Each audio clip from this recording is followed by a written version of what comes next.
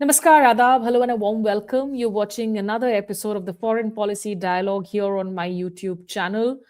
And before we move ahead, just a quick reminder please do press the bell icon notification for all fresh content alert. Now, we have been tracking what Donald Trump has been up to almost on a daily basis because he just says so much of things. He has unleashed chaos on the world, and to try and make sense of it is quite challenging, quite difficult. But I'm joined here by a special guest today who will hopefully be able to make some sense of what's really happening there. Ambassador Arun Singh, retired career diplomat, who has also, of course, served as India's ambassador to Washington, D.C., is associated with Carnegie and other organizations currently. Thank you so much, sir, for joining me here. Thank you, Smita. Delighted to be with you. If I could start by asking you, what did you really make out of that Donald Trump address to Davos? It was 100 minutes plus speech, a lot of issues that he brought up, but were there some key takeaways for you from that speech? So I think at one level, much of it was along expected lines, including the length of his speeches that he normally makes. I think what stood out to many people was that at least while he maintained his untenable position related to Greenland, he at least said that he was not going to use force. Now, that was certainly a great sense of relief for those who were present in the room, for European leaders, for the people of Denmark, the people of Greenland. But then again, that's what he said yesterday. We don't know what he's going to say tomorrow. So we'll see. But so that was one. But otherwise, most of it was along expected lines.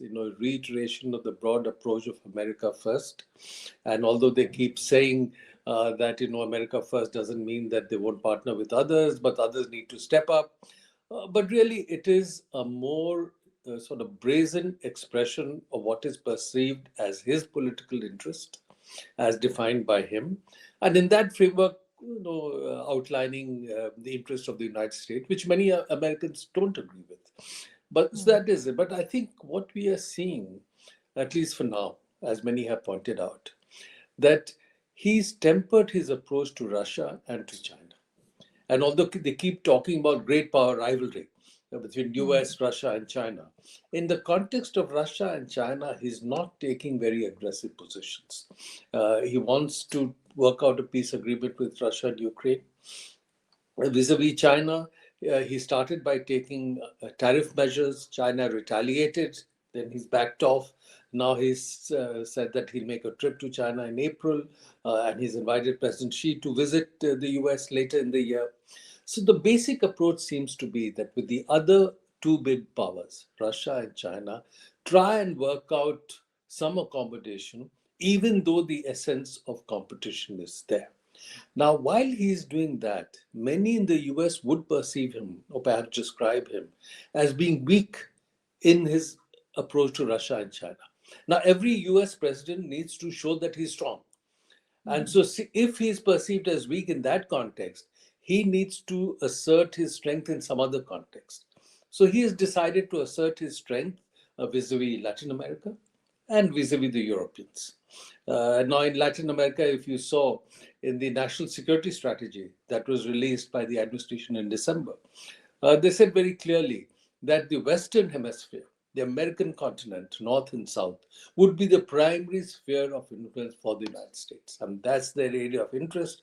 And other major powers, Russia and China, should stay off there, and that he would push back on some of their presence there. Now we have to watch how that plays out. There would be opposition in many Latin American countries. The president of Brazil recently wrote an article in New York Times opposing what President Trump had said. And China is the largest trading partner of large number of Latin American countries. And it's a Chinese company that has presence on both sides of the Panama Canal. And the Chinese are not going to back off easily. So we'll have to see how that plays out. Similarly, in Europe. Yeah, sorry, please complete your just thought. the last thought. Similarly, in Europe, he knows that European countries are in no position to really push back against him strongly because they need US for NATO to be effective. They need US to deal what they see as Russia challenge in Ukraine. So the real pushback from Europe is very, very muted, and he is able to show as if he's very strong in the context of European leaders. So in the perception of the American public, or at least his support base, he'll be seen as a strong president. So that's part of the effort that is being made here. Okay, you've made some fine points, and I'm going to come back to all of these points individually. But if I could just go back to the Greenland issue, of course, Greenland may be breathing a little easy, but they're still angry because I think he's not stopped asserting his claim. Iceland may be worried though, considering that he keeps confusing Greenland with Iceland. Now you never know whether he strikes Iceland instead of Greenland. But he kept on referring that now he's arrived at a Greenland framework. Some people are saying that how can the NATO chief decide on behalf of Greenland? Is there a conspiracy to give up a slice of land? All these conspiracy theories also doing the rounds. So is there really, do you think, a framework that he's brought in place by these hard hand tactics with the European leaders? Or it's just quintessentially Trump? That's how he bargains. He starts off with a maximalist position, and then perhaps, as some would criticize him, that he does a taco.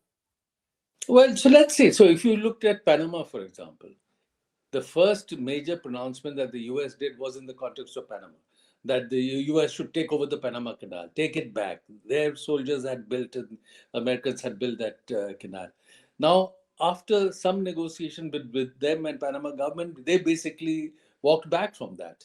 And what the US is only saying is that there should not be a Chinese presence along the Panama Canal. The US Navy ships should be allowed free transit, and that therefore American security should be taken care of. Now, even all that is still in process. The final process hasn't been worked out.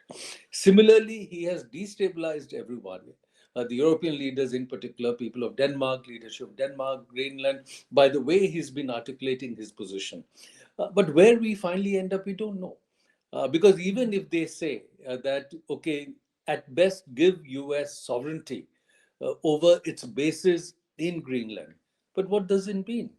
People have pointed out that, for example, British bases in Cyprus enjoy a measure of sovereignty in terms of their operation there. Similarly, when there are US bases, let's say in many other countries, the US forces present in those bases are not subject to local law. So we have to see how they play it. So one can't rule out that some kind of a fiction is worked out to show as if US has made some gains in the context of its operation, whereas in reality it may not be very much different from what was the initial position, because it has been pointed out in terms of the existing treaty with Denmark. The US can have as many bases as they want in Greenland. And I don't think local law will apply to the US soldiers who are present there in any case. So let's wait and see. I think much of it is theater to show that he's a strong leader, he's an assertive leader, he will make gains for the US. And then this question of how does he spin whatever framework is worked out. I mean, he's unpredictable. He's a spin master for sure. There are images that he himself has posted on Truth Social of what looked apparently a private message from Macron. Then he says that, okay, 10% tariffs on European countries, I'll take it off for now, which was supposed to be applied from 1st Feb. But he also says, Macron, I will threaten you with a 200% tariff on French wine and champagne. What does it really mean for the transatlantic partnership? I was having this conversation with Ambassador Pankaj Saran, who made a interesting provocative point that NATO is on its last legs and the idea of the West as we knew it has stopped existing. What's your thoughts on what really is next for the US-European partnership? Well, certainly, I think in Europe, the US will be seen with much more caution and anxiety. Because since the Second World War, the transatlantic relationship had been built on a certain measure of trust, that the US was invested in the security of Europe. They were present there, and they promoted also a value-based partnership between US and Europe, and making it distinct from other partnerships that the US had. Now, many of those assumptions are being tested at the moment.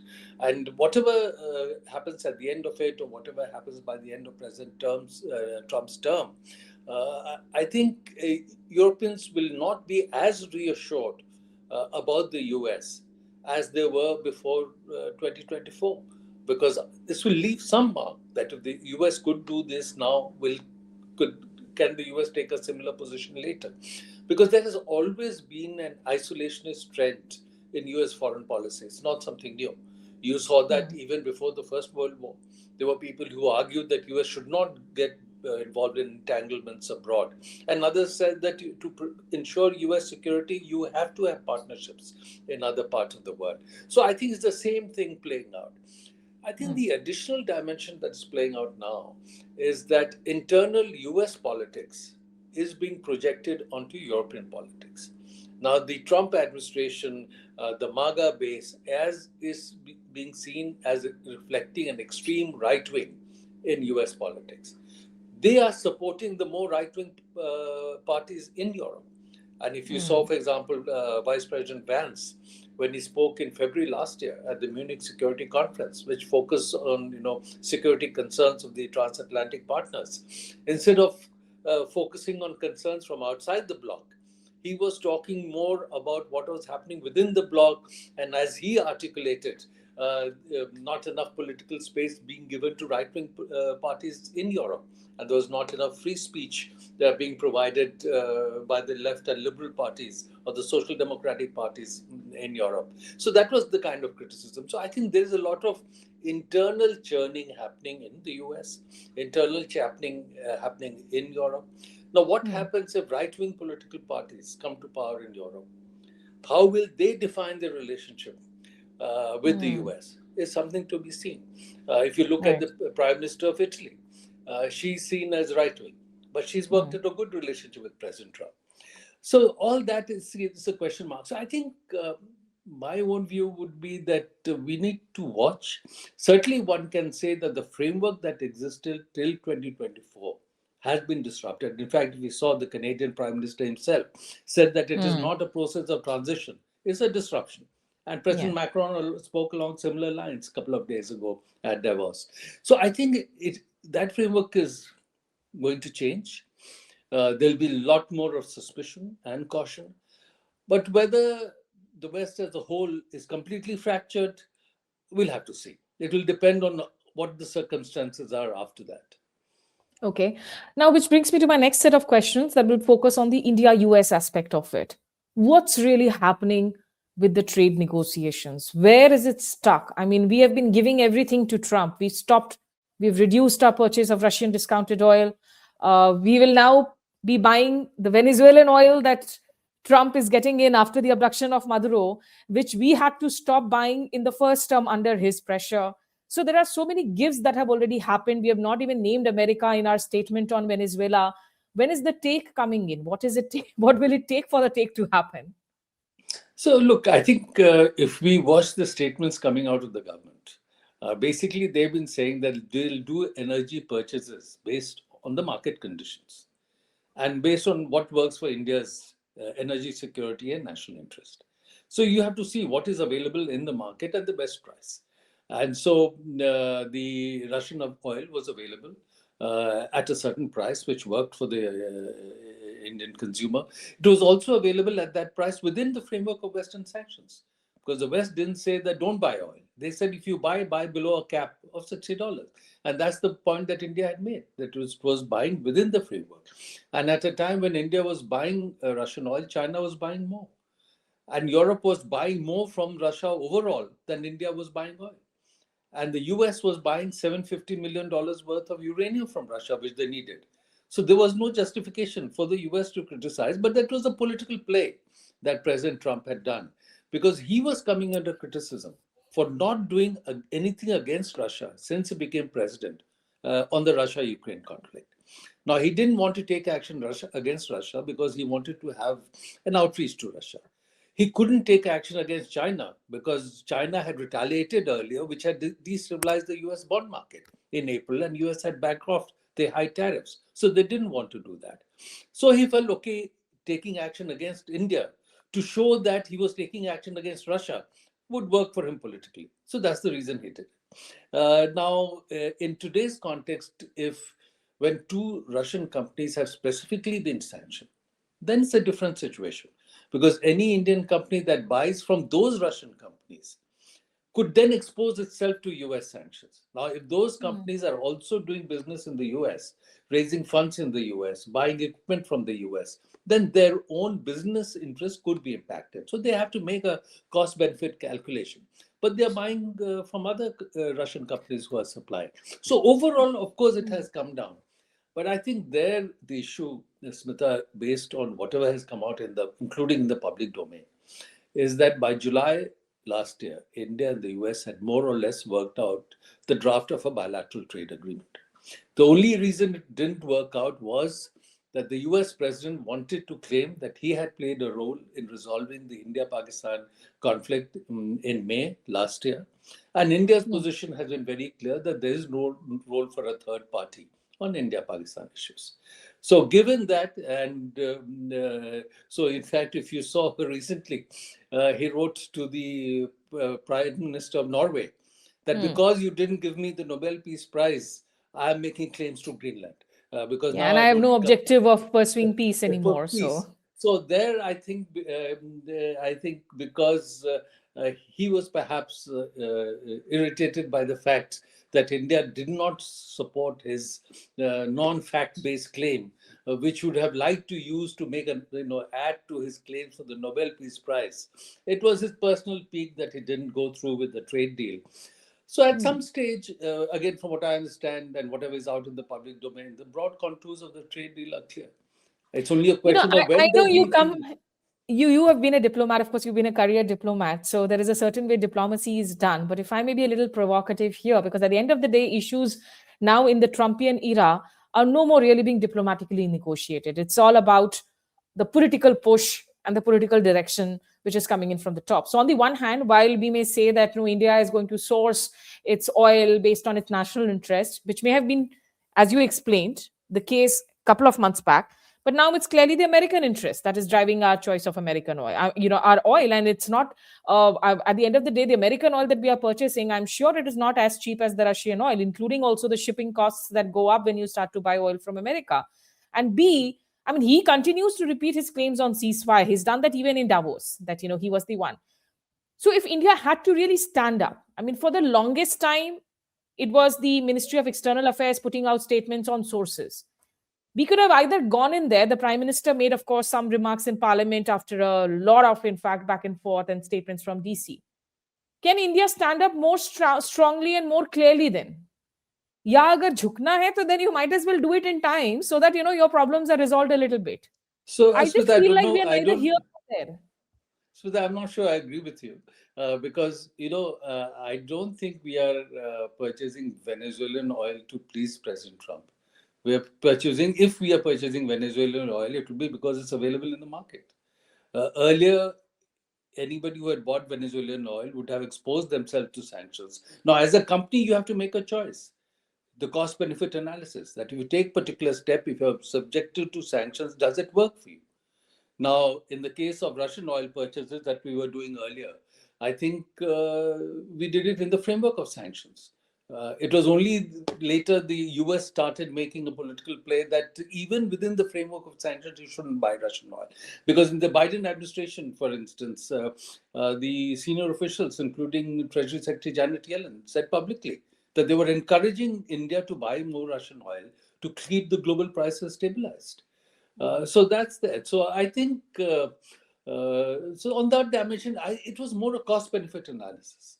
So today, when two Russian companies have specifically been sanctioned, Lukoil and Rosneft, then the cost benefit calculations change. And I think it's based on that that people will be making their choices.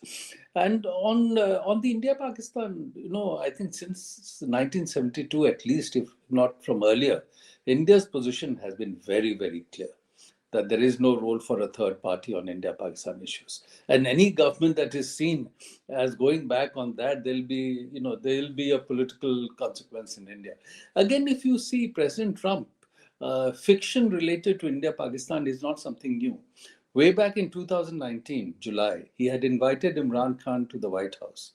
And there, in response to a planted question out of the blue, he said that he was ready to mediate on Kashmir and that the Indian Prime Minister had asked him to mediate on Kashmir. Now, that just couldn't be true. And after that, the Indian Foreign Minister had to make a statement in Parliament that there was no truth to what the President has said. Because at that time, he wanted to please Pakistan because he wanted to get Pakistan's support to get a dialogue going with the Taliban, which eventually led to the US-Taliban agreement in February 2020. So whatever President Trump says is not necessarily always linked to fact. And if you saw US newspapers have a running theme of fact checking what the president is saying. So, and again, I think if you give in to somebody who's just pressurizing you, not based on facts, that doesn't necessarily mean that that's the end of the story. Next So, time do you around, think he this is will the ask for best something more. path forward for India, where it is not saying too many things openly? I mean, it's not making statements, say, like the Malaysians or the Chinese, but at the same time, the denials are coming in through sources in the Ministry of External Affairs on most occasions. Can India push back some more to Trump? Look, I think another thing you should note is that despite the difference on trade and a sort of negative perception in India related to the fact that high tariffs have been imposed, both governments, including the US government, have made a determined effort to keep other dimensions of the relationship stabilized as much as possible. And for example, in October, I think it was that when our defense minister met the US Secretary of Defense, they signed a third iteration of a defense framework dialogue for the next 10 years. And all the defense cooperation projects are continuing. What we want to buy from the US, including in defense, what we need, that is continuing. Some of the functional related meetings of the Quad are continuing.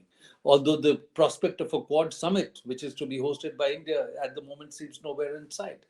And new, semiconductor-related agreement that the US had initiated, Pax Silica, there the US ambassador has announced that they're going to invite India. So there is a determined effort by both sides to keep the relationship stabilized. The second thing you should note is that after very negative comments related to India by President Trump, by many people around him, Secretary of Treasury Scott Bessent, Trade Advisor Pete Navarro, after the Prime Minister went to China for the SCO summit, and the optics there of his meeting with President Putin, President Xi, the tone from President Trump has changed. You know, he called Prime Minister on his birthday, and after that, Prime Minister Modi is a great friend of mine. We will have a great trade agreement. He said that recently in Davos, also in the comments that you referred to. So the messaging and the tone of what is coming out from the White House and President Trump had changed. So I think they've also realized that they've gone too far. The question is, how does it play for him politically to walk back on these 50% tariffs that he has imposed? At what point does he feel that he can take away the 25% tariffs related to Russia? At what time does he feel that the 25% trade related tariffs can be reduced? I think it will happen at some stage. It's a question of when does he feel that it is working for him politically. But it still doesn't look like there is a timeline that we can actually expect, despite Mr. Piyush Goyal on numerous occasions saying, "Bas ye to ab ho gaya, kal ho gaya, aaj ho gaya." And even that Pax Silica comment reference that you just spoke about, Ambassador Sergio Gore, who's just come into the US after a gap, we now have an American ambassador in New Delhi. He made it even before he had presented his credentials. How will he be able to sort of impact this bilateral relationship? Ambassadors represent the government that they've been appointed by. So clearly, one thing is there that he has access to President Trump and to the people around him. So he'll be able to convey messages. Now, whether he will change the thinking there or whether he'll push here much harder based on what is the thinking there. So that we have to assess. But at best one can say that he has access to the people there. And very unusually, that they have not just made him ambassador to India, they've also made him a special envoy for South and Central Asia. And if you saw recently, there was an announcement from the State Department that he's making a trip to Turkmenistan to look at US interests there. So again, what his divided responsibilities, how does he handle that?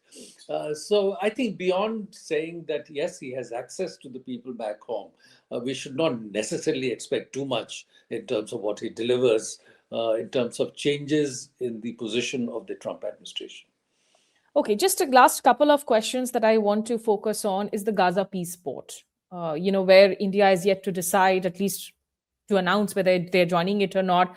Pakistan, along, Pakistan, Saudi, Turkey, Indonesia. These are countries that have put out a joint statement saying they are going to join it.